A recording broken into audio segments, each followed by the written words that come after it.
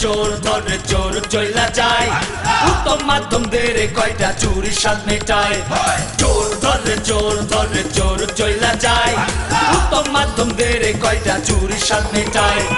মাইরে না ভাই আমি নই তো চোর চুরি কেন করিস সে তুই লজ্জা নাই কি তোর মাইরে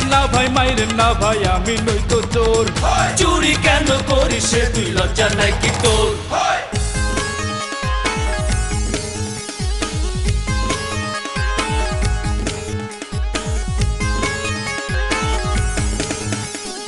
দাদাই করতো চুরি এখন আব্বা করে ভাই